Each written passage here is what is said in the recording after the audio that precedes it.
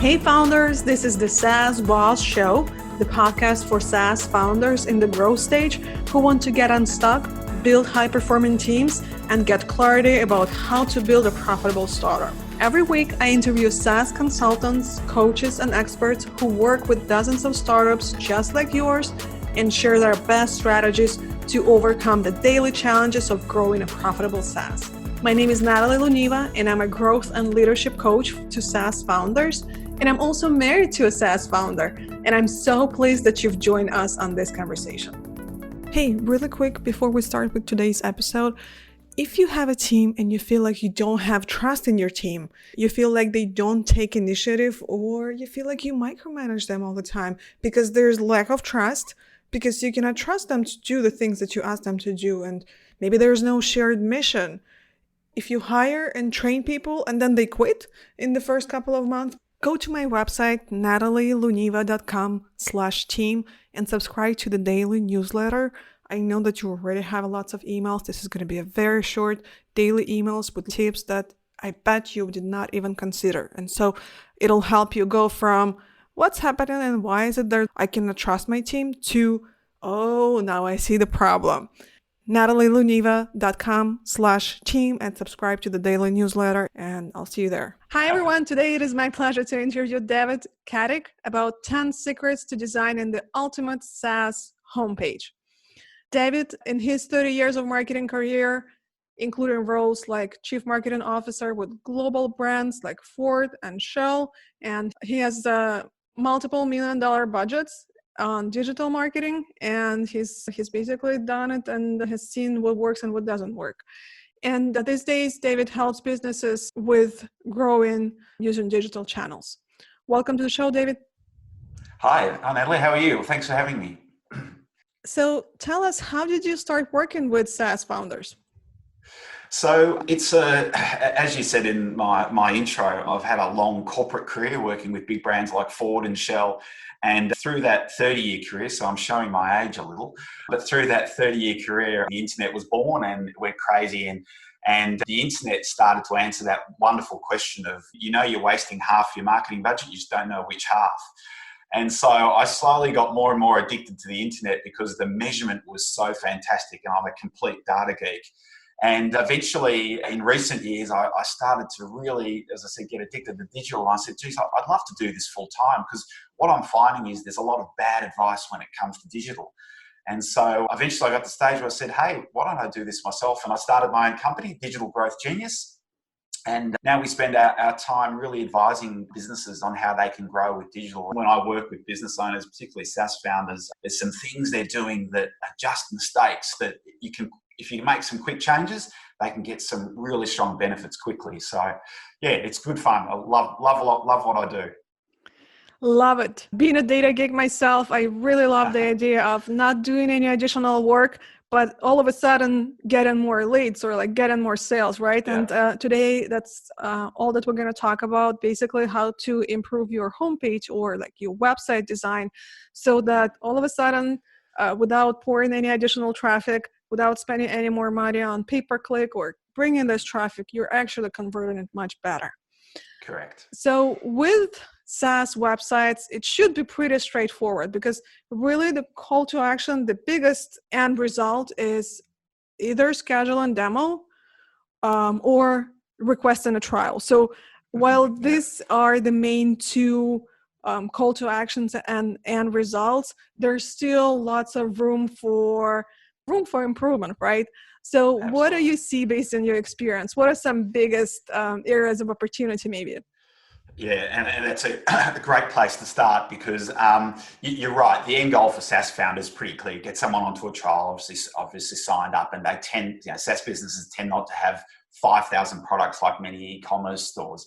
But really, the number one issue that SaaS founders have, and indeed many businesses have, particularly when it comes to stats, is not being clear about the problem they solve and their brand. And I get really passionate about this topic because it's a mistake that many businesses make.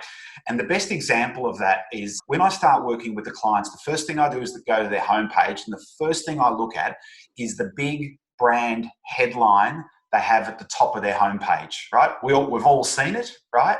And that headline is so important, and a lot of people ignore it, but it's so important because it's often the first thing that a customer sees when they come to their website.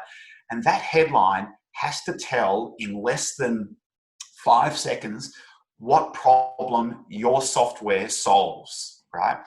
And often what we find is that many SaaS founders, their headline at the top of their homepage does not describe the problem they solve. So let me give you a bad example that I've seen. So I was looking at a SaaS product before, and the headline at the top of their homepage was, "We just took over Company X." Another bad headline I saw was, "We are the number one provider of this software," right? Now, that may sound, if you're a SaaS owner, you may be proud that you're number one, but to be frank, customers don't care. What customers care about is what's in it for them.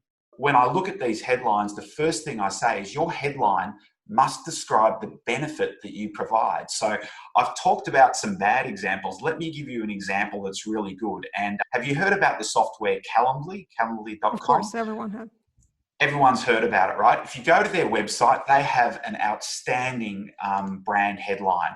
And their headline is, "Calendly helps you schedule meetings without the back and forth emails." They don't say they're number one. They don't say that they've just taken over a business. They say, "We help you schedule meetings without the back and forth emails." What they're doing is they're talking about a pain point for the customer, and they directly have a brand headline that talks directly to that pain point. So in less than 5 seconds, if you've never heard of Calendly before, you look at that headline, you go, "I get what you do." And very importantly, that headline talks to a pain point, because we've all tried to set up a meeting with someone and done the back and forth email for three days. So the headline directly talks to that brand, that problem for the client. And without a shadow of a doubt, when a business owner has a poor brand benefit statement or brand headline at the top of their homepage, what happens is they've got confused about the benefits of their brand. And I know that seems odd, but what happens is people get so close to their business that they've lost sight of the one or two things that are absolutely critical that they need to communicate, and therefore their brand benefit statement doesn't show that. 7 out of 10 business owners don't have a clear understanding of their brand benefit statement on their homepage. And you can see as you work through their homepage, they don't have a clear understanding of what a laser-like focus on what their brand stands for and what problem they solve. And so I work with them on a really specific process to take them through how to get that focus on their brand and get clarity. And once you've got that, then the rest of your homepage and the rest of the customer journey is really simple to create, because you know the messages that you need to work on to get to that end goal of signing up for a free trial or signing up to the program. You know, a much bigger issue that I see, not while some SaaS companies may say, "Hey, I'm number one in this space," but the biggest issue, especially if a founder is a technical founder, that all that they want to talk about is, obviously they are proud of how the tool is built. So they want to talk about all of those technical things, the way that they build this tool. And I'm using this AI, and I'm using this JSON integration or whatever. I'm not a developer. You could tell my husband is, though. So, and I completely understand how you guys think, but do not put any of that on the homepage on the headline, because the headline should be exactly a really good example that you gave of Calendly, where they're solving the problem of the customer, so that the customer comes there, completely can understand what the tool is doing and say, "Yes, I do have this problem. I want the solution to that." Yeah, and look, that is, Natalie, that's another fantastic example that I'm smiling because I've definitely seen it before. I saw a headline that said, "The only one built on Ruby on Rails," or something. And I'm not a technical god I'm not a programmer by any stretch of the imagination, but it's like, who cares? I know it's important to you and that might be good, but I would, the conversation I always have in this case is, instead of talking about the platform that you built it on, talk about why that's important. So maybe because of the platform you built it on, it makes it faster, right? And therefore faster is the benefit for the client. And that's the light bulb moment that a lot of SaaS founders have. They're like, yeah, okay, The feature is it was built on Ruby on Rails or HTML5 or whatever it is, but the benefit is speed or some other benefit. And owners go, wow, that's an incredible insight. You're right. I'm getting too focused on the technology and not focusing on what's the benefit for the client, because that's all that's important. Your technology is irrelevant. And the only way that you will be able to identify the biggest pain point is when you talk to your either prospective customers or existing customers, and in their words, identify their few problems and then put them in the headline. Do you have any other recommendations how to identify your headline, David? Yeah, I've got a really specific process that takes a couple of hours, but just to give you the highlights of it, right? Number one, and this will shock a lot of people, the first thing I say is, can you please articulate your perfect customer? And what's really interesting, every founder, they think they can articulate it straight away. What they end up articulating is a really big niche, not a small niche. They come up with 15 different types of customers. And then I say, no, just tell me one or two. And that's when they start struggling. And so the first step is identify your ideal target customer. It can be one or two groups, that's okay, but don't give me 15. The next step is identify their hopes and dreams, right? Write down on a piece of paper, that ideal target customer you've written, what is their true hope and dream? Don't say their hope and dream is to work with a software that's written on Ruby on Rails or HTML5, because no one ever thinks that. Write down what their hope and dream is. Maybe their hope and dream is to be more efficient. Maybe the hope and dream is to grow their business. Whatever it is, write it down. Step 3 is write down the pain that they're experiencing. So if you were Calendly, you would have written down in step 3, customer gets frustrated, wasting time, doing back and forth emails to find the right time for a meeting, right? That's a really big pain point. So write down the pain that your customers are experiencing. Then step 4 is write down what is unique on your business, right? Don't write that it's written on technology or that you're number one. No one cares. Write something that's unique about your business that is of benefit for the client. Then the next thing you do is take all that thinking, jump into Facebook groups, LinkedIn groups, whatever it is, and test that thinking.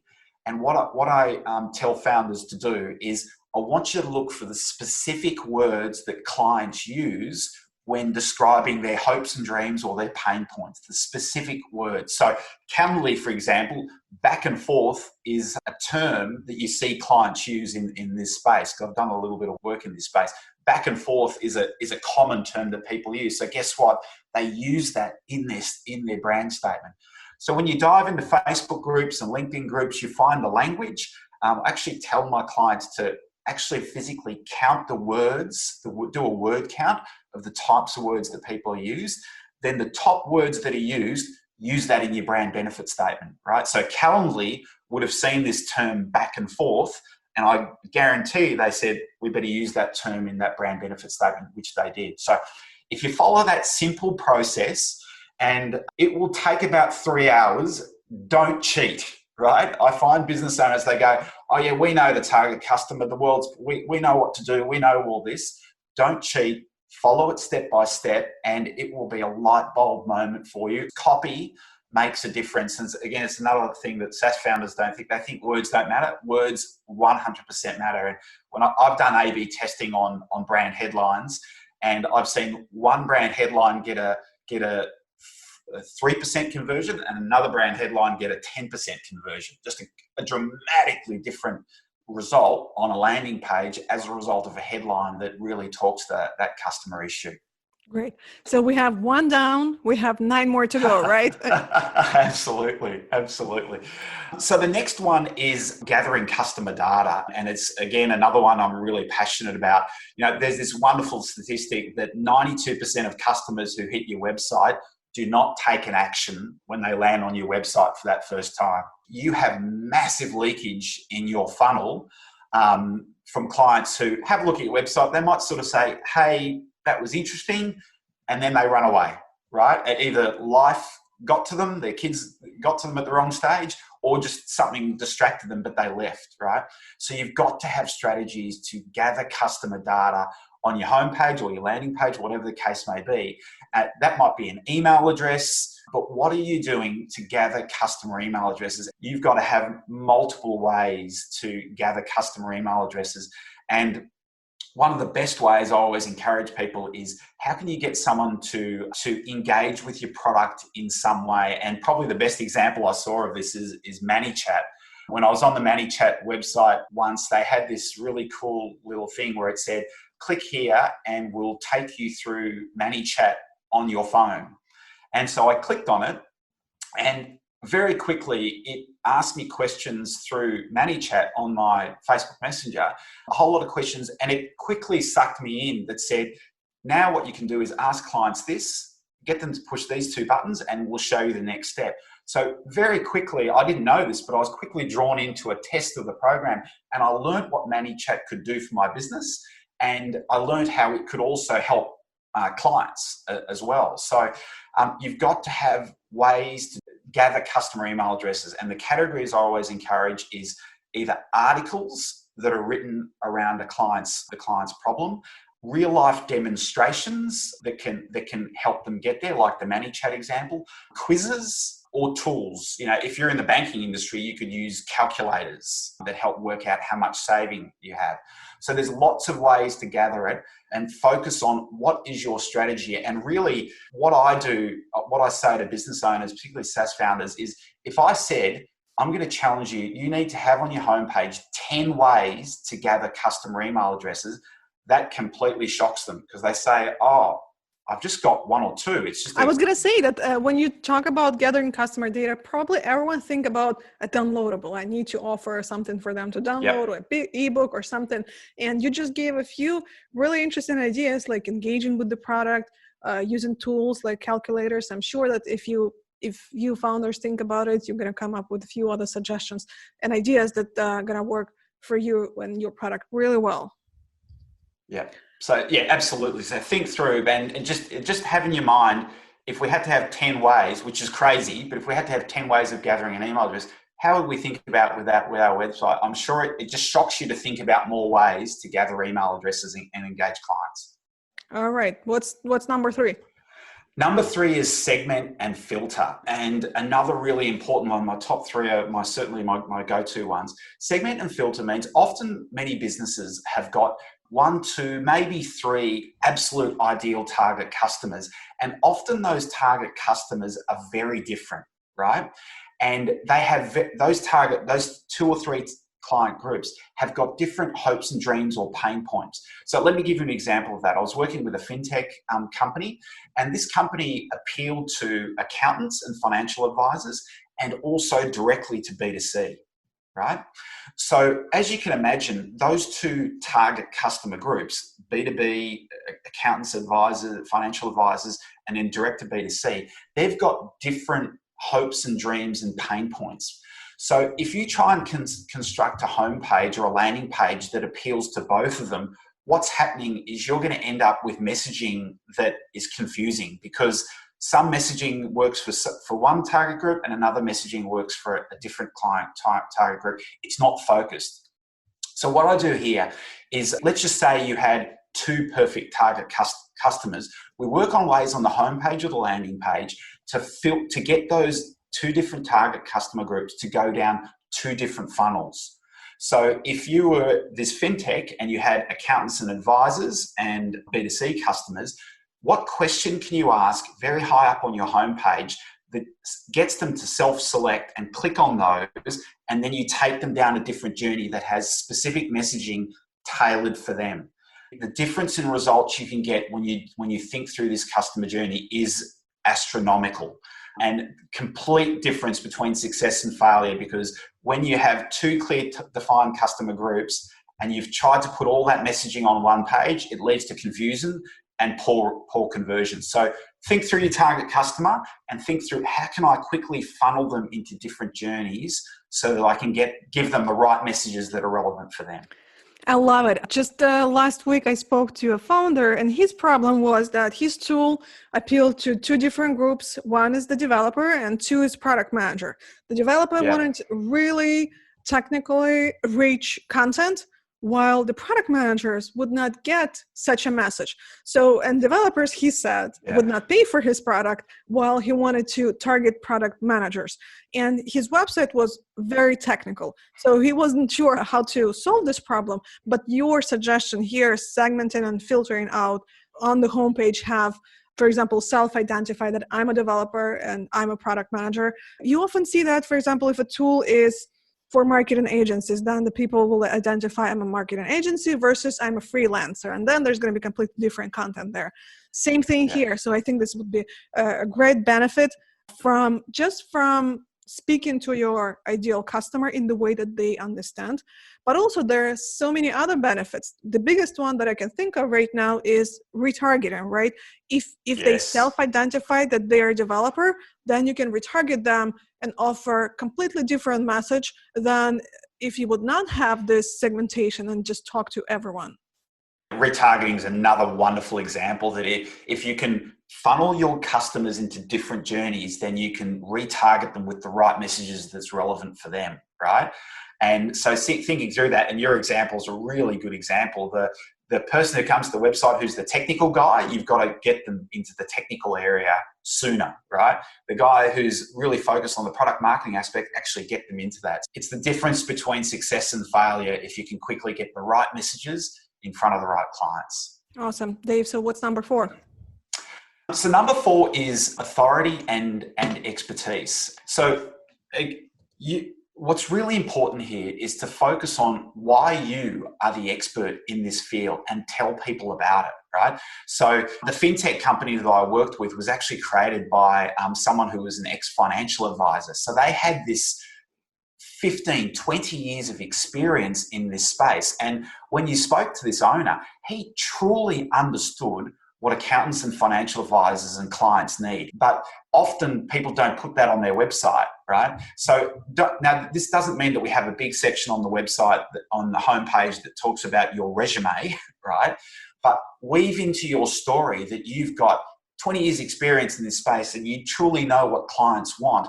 And that's very valuable for people. It's not your lead brand headline, but people want the comfort to know that the person behind this software product truly understands their needs and has got a lot of experience in the area that can help them, and it's reflected in the product. Don't just say, I saw that there wasn't a product generated on this platform, so I decided to use this computer program to write this software. That's irrelevant. Talk about what was in it with you that made you want to do that. The other really good way is the power of imagery.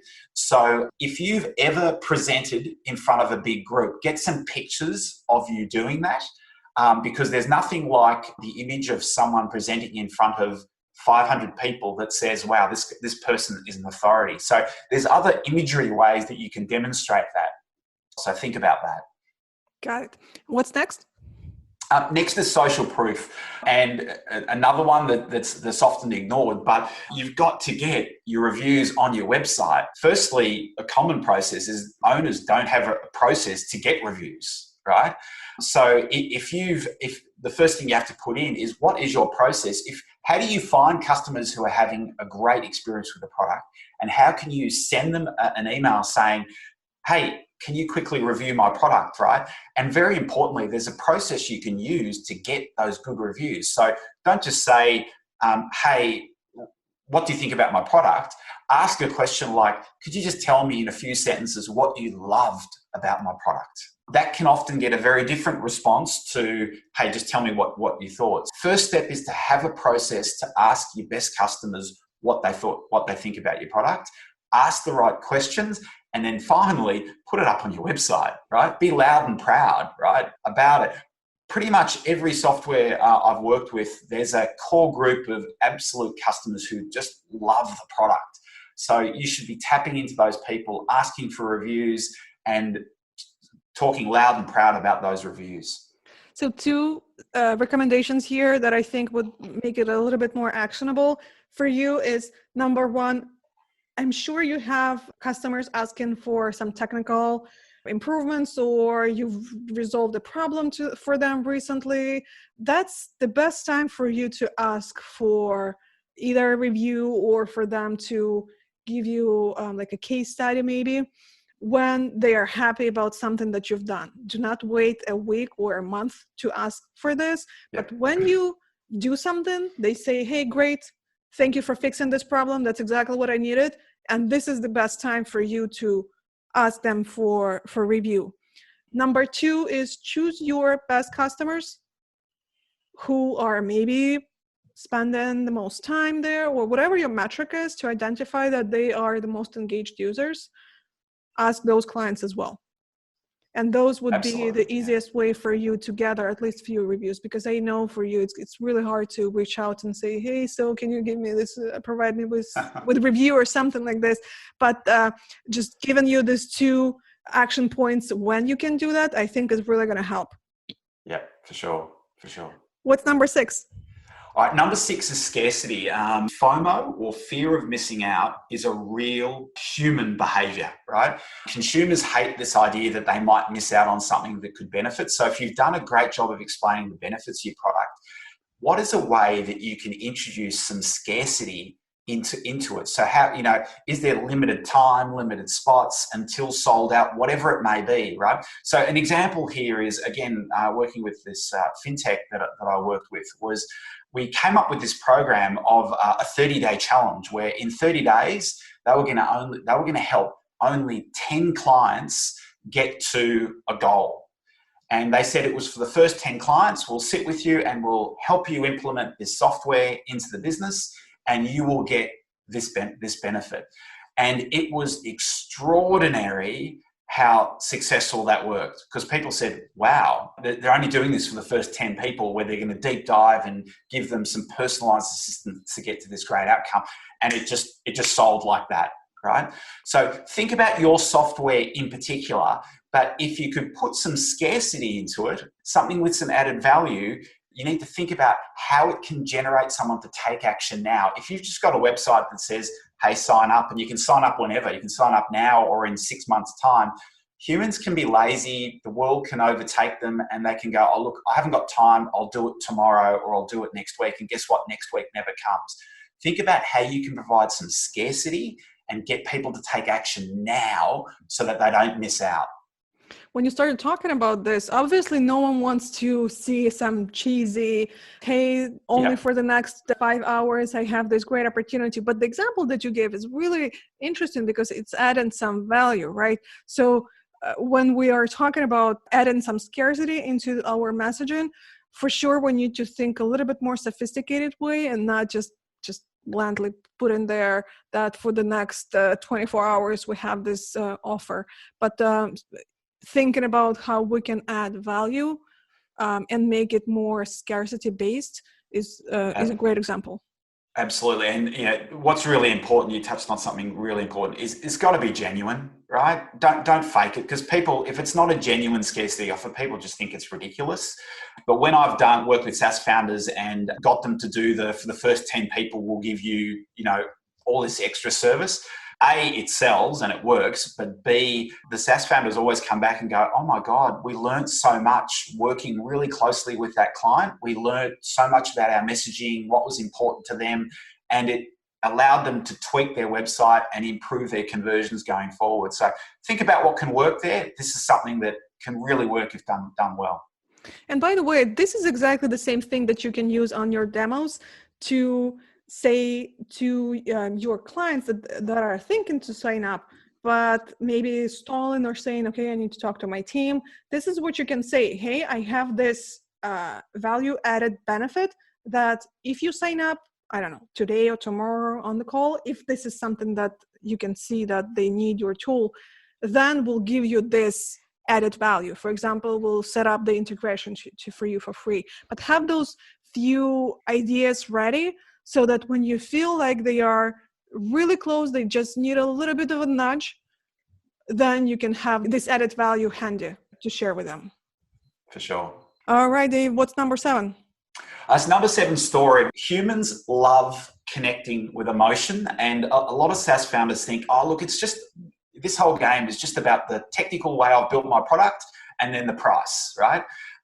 That technical way you built the product and the price is important, but humans also make decisions based on emotion. There are so many studies that clearly demonstrate that the emotion behind a product is actually more important than the product itself in many cases. And adding your story behind your product is another incredible way of explaining why your product exists and why you're so passionate about it. So, sit down for half an hour and write down the story about how you generated this piece of software that you're trying to sell to the world. What frustration, often the story is the founder said, one day I was doing X, and if you were Calendly, can you imagine the story would have been, one day I was trying to set up a meeting and it drove me crazy because it took a week just to find a meeting to have with this guy. And eventually I decided to do something about it. I'm sure that's the story for Calendly, but tell people that story that, you've got this background, which is an excuse to tell about your authority and expertise. One day you found this problem and therefore you decided to do something about it and you created this piece of software to solve this problem. It's a wonderful story. Touch on it on your homepage. Have a really good about section that is a big page that tells about your story. And I guarantee you people will watch it. Also, put it in your email sequence as well. So if you do this well, people will connect with you emotionally and will buy into your story. I recently read a really interesting story connected to what you're just saying, that there was a test and the same piece of, I don't know, like a toy or something, people were trying to sell on eBay, and a regular bidding price, I don't know, was like $5. But when they added the story about this, and the story was completely something that they imagined, but when they put the story and the reader, potential buyer, started reading about it, and probably they liked the story, and that's why they were bidding, I don't know, 10 times, 20 times more. Yeah. I don't know exactly the number, but it just proves that the story is important. And it's proved in many studies. And again, it's something that a lot of SaaS founders aren't comfortable with because they tend to drift to the technical side a bit more. But you've got to do this, and it's in you. You can do it. Don't say that I'm a software engineer and I can't write a story. You absolutely can. Just force yourself to, and you'll be amazed what you write. Let the passion run free. All right, we have 3 to go. What's number 8? Okay. Process is the next one. And what I mean by process is, if you've done your messaging right and you've had some good tools that explain what you do and good articles and all that sort of good stuff we've spoken about, the next question people have is, well, how does this work? Not technically, how does your software work? If I sign up for you, what happens? What are the next steps? How do I engage? So explain the process just in 3 to 5 steps on your homepage, right? About what happens. Calendly is another great example of this. They do a really good job of explaining their process, and they say, you simply sign up, you create simple rules, you share your link, and then you schedule, right? On their homepage is just this really simple 3-step version of how the software works. And what it does is it gives you the impression as a client that, wow, in 3 steps, I can launch this and in 5 minutes be away, right? And that's what clients want to use, particularly when it comes to software, because a lot of people go, I kind of like the story, but geez, I'm going to have to lock myself in a room for 6 days to try and learn the software, and it'll be all too hard and I haven't got time to do that. If you can explain the process that people will go through to implement and get to the benefit that you've promised, customers can see themselves doing it, and they can see that they can get to that benefit quickly, and they'll sign up. Don't underestimate this. This is really important. You've done all this great work convincing customers that your product's good. You've got to do the second part, which is convincing them that it's possible for them to implement quickly and get to that promised land, that promised benefit.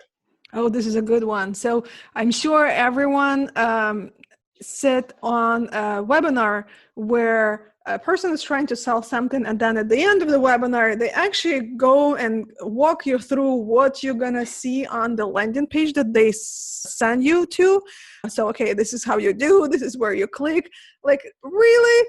But obviously there is a reason behind that, so that you know what to expect when you land there, because apparently this improves your conversion, because even not knowing about this, but when you land on a page and you don't know what to do, you're more likely to just close it, right? But when you at least know what's the next step, you are more likely to go through with that. So that's a very interesting example, and something that I remember that I was in this shoes as well.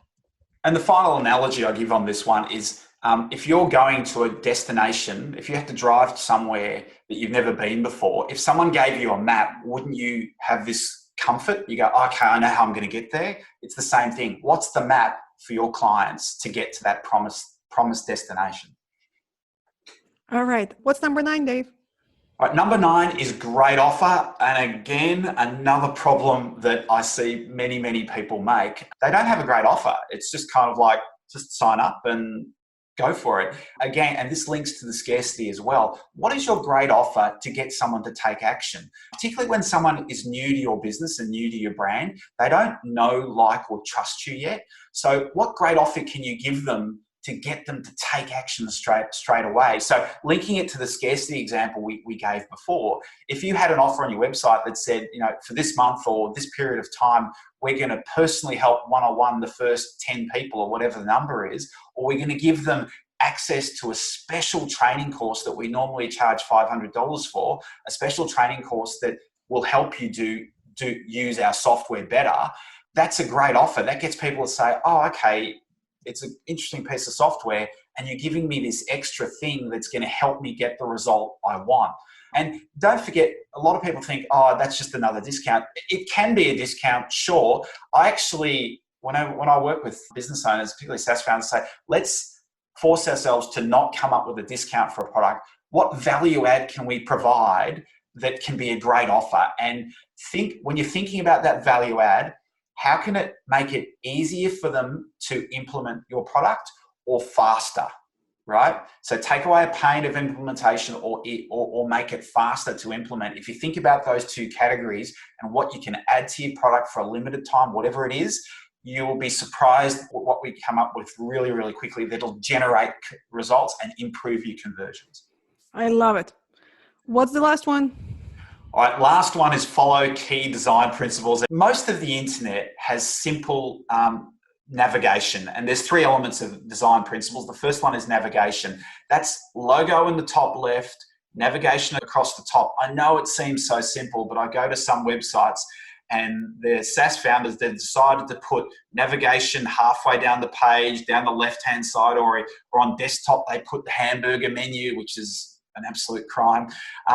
Keep navigation simple. Don't think, oh, we're going to be different by having... We're going to be super creative. I know. Exactly. Sometimes you go to all of those websites and you're like, where did you get this from? Why don't you just try to be simple? When people go to your website, we expect to get certain things, right? But when you get in all of those super creative things, you're like, okay, bye. Yeah, exactly. And there's all this research that said clients will give you 15 seconds when they land on your website. And that's proven in research. Do you want them to spend the first 10 seconds of that 15 seconds working out, hang on, where do I go? What do I do? Like, that's insane, right? The second part of design principles is space. Calendly is outstanding at this. If you went to the Calendly website, look at the white space, the lack of clutter they have on their page. Being cluttered makes people confused. And again, this is proven time and time again. If you've got a website that's so packed and so cluttered and not much white space, the conversion is less, guaranteed. So I know SaaS founders have this urge to put everything on their homepage. They want to talk about the 400 features that they've got and how good it is, right? But what you're doing is you're confusing people because they can't see the feature that's important to them. I always say, think about your home, right? Do you like living in a messy home? I know I've got 3 children, so my home's messy, but I hate it, right? Would you like to live in a messy home or a clean home? And it's something about having a clean house that's just kind of therapeutic. So make sure your website is clean and got lots of space.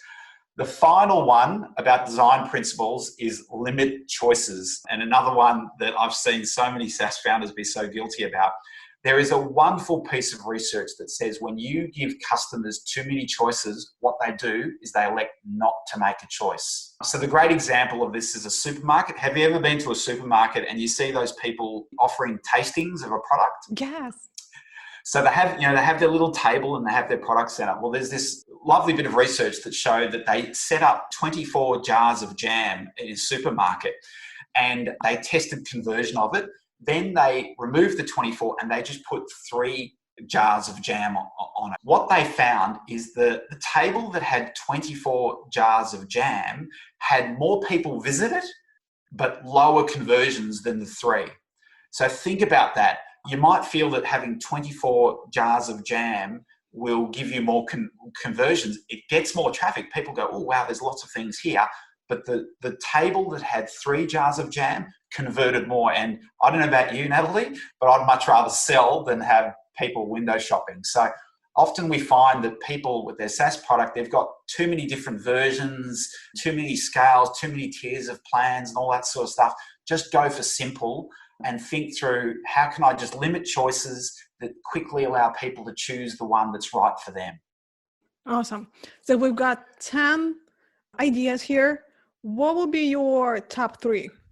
It's like picking which child is the most important, but the first place to start is the first 3 I spoke about. Brand benefit is clearly something that the brand and the definition of brand and what you're targeting is clearly something that a lot of businesses are not very good at. You might think you're good at it, but if you've got a fresh pair of eyes on it, you're probably not quite as good at it as you are. But just think about what's the benefit for the customer. Next one is get obsessed about gathering customer data. And the third one is segmenting and filtering. If you've got a couple of customer groups, how can you direct them into the various area messaging that's important to them? If you start with those 3 places, you'll quickly get into the other 7 that are relevant for you. So let's talk about homepage structure. Having those 10 items in mind, let's walk through an imaginary homepage structure and what do we want to usually to have, what elements, and what elements are kind of, you can have them, maybe not. So that brand benefit statement we spoke at the start, that you've got to spend a significant amount of time getting right, and then very importantly, testing it. You can test it with ads, but I'll talk about that separately. Get your brand headline right, and then next to that headline, think through an image that best summarizes your product, right? Because you can't have 1,000 words in that brand headline, right? You can have 1 sentence, maybe 2, right? But the old saying that a picture tells 1,000 words is critical. Think through an image that really tells your story the best, right? That's the first. The next section directly underneath that is you've got to have a way of segmenting and filtering. So if you are one of these businesses that has 2 or 3 customer groups, put in place in that second section below the hero section, ways to filter people. So there's a couple of ways you could do that. For one way you could do it, and I actually do this on my website, digitalgrowthgenius.com. I have customers who have got a website that they want to improve, and I've also got clients who just think that they need a new website. Those 2 different clients need to go down different journeys. So I ask them just up front, very simply, do you have a website you want to improve, or are you looking to do a new website? And that works beautifully. Being simple and direct is extremely effective. And then I put people into different segments. If you don't want to do it that way, another way is to have articles that are focused on segmenting and filtering. So your example before, Natalie, was really, really good when you said sometimes you've got someone coming to a website, they're technical people. So have an article just below the homepage that talks about why our technical platform delivers fast results. Again, I'm just making that up. Someone who's technically minded will click on that article, and then you can get them into that journey of focusing, having a leaning towards the technicals. Have another article next to it that says how to generate more sales with our software, right? Whatever it is. So a product marketer might click on that. So that second section, below the homepage, think through how can I get people to segment and filter their way through. Then below that, start getting into gathering customer data. So you might offer like ManyChat did, the example Facebook Messenger bot that you click here and you can actually see it in action, or a free training that people can sign up for that explains how to use the software and how to get the result quickly, or a free tool that does it. An example I use on my website is I've got a tool, that a diagnosis tool. It asks you 12 questions, and at the end of 12 questions, it diagnoses what you need to do to improve your website. So, and guess what? Through that process, I collect an email address. So having those things to collect email addresses would be the next version I've got. Then I get into the benefits of my product and how it can help the customer. So now you need to experiment with this, but if you think about these things in blocks, then don't get crazy on your website about lovely animations and all this sort of stuff. It's very distracting. Focus on thinking about brand benefit statement, segmenting and filtering, gathering client data, then giving valuable information to help people with their problem. So far you have not mentioned anything about call to action for demo or trial. Don't we put that somewhere up top? Absolutely. I was going to get that towards the end. Once you've thought through your great call to action, the mistake I see a lot of business owners make, particularly SaaS owners, is they might have a great offer, but they just put it in their headline or in their header, or just in one spot on their hero image, and that's it. I always tell people, I want to see at least 6 call to action buttons on your homepage littered right throughout your homepage, right? Because you want someone to take action. So you should have that great offer in a button in the header, in the hero image. When you've got articles on your homepage that talk to that pain point, I would have the great offer filtered just next to it. So think about how you can do it. Don't make it look forced. Make it look natural, but have it in many locations, because the mistake a lot of founders make, they go, it's in my header. Of course, they can see it. And I go, no, that people will quickly skip past the header and they start looking at the content. You've got to integrate that great offer in multiple places through.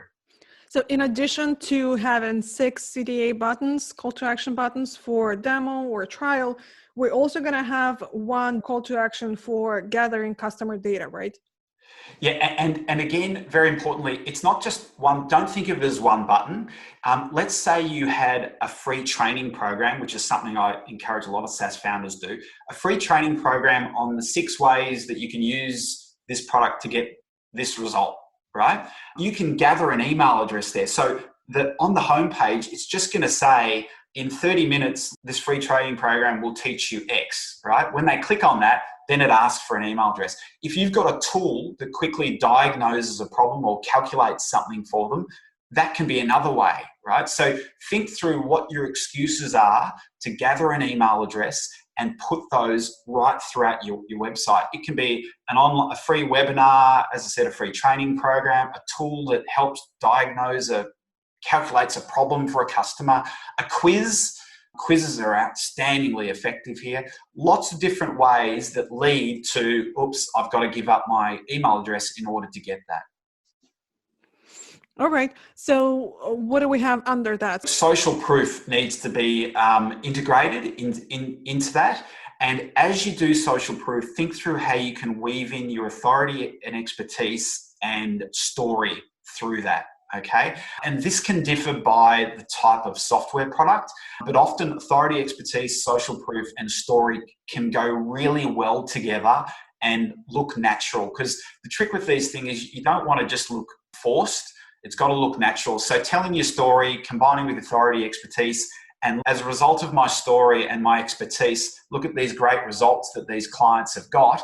They're 3 things that can go really well together. So think about how they can combine with some good examples to really show to clients that this product gets results. And then under social proof? Then the social proof is, once you've done that story, authority, social proof, is your process, right? So now remember, process tends to go towards the bottom. Again, it depends on the product and the complexity, but we want to invest the top part of the homepage and the landing page, investing in here's the problem you have, customer, and here's how I solve that problem. So think of it like that, right? Here's the problem you have. Here's how I can solve it with the software I've got. Then here's my credibility. Then here is how I solve that. One, because I've now convinced you that I know, I understand your problem and I can solve it. Here's how I'm going to solve it. So explaining that 3 to 5 step process we spoke about earlier on, this is what I'm going to do to solve the problem to allow you to get to the benefit that I'm promising you. Got it. Anything else? No, and obviously the key design principles we spoke about before have to be scattered right through. Don't put too many offers in, don't put too many products in there, and have that great offer littered right through is really important. If you think about all these 10 things, you'll find it will really challenge how you design your homepage and how you design your landing pages to improve your conversions. I've tested all of these. If you think through these things, you can dramatically improve your results just by implementing these 10 things on your homepage and right throughout your website. Awesome. David, are there any other questions that I didn't ask you, but I should have? When it comes to SaaS founders and any business owners, they really want to jump straight to how do they get traffic, and traffic's really important.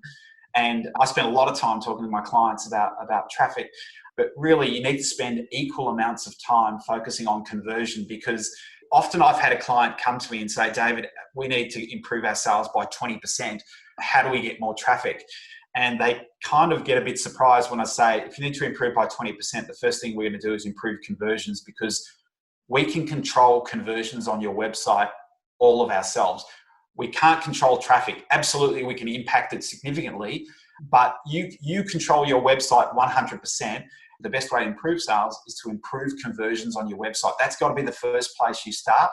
Once you think you've got a website that is a conversion machine, then move on to traffic, right? Then you know that you can invest money driving traffic to your website, because you know you've got a website that converts like crazy.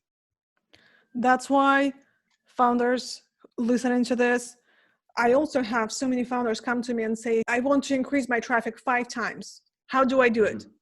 Yeah. And when you talk to a professional, first of all, they're probably going to identify the ultimate goal. And the goal is getting more revenue, more signups, trials, demos.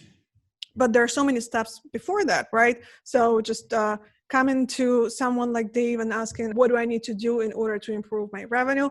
I'm sure Dave is going to be very helpful. Dave, tell us where founders can learn more about what you do. My website is digitalgrowthgenius.com. So if they go to digitalgrowthgenius.com, they can find out all about me and get in contact.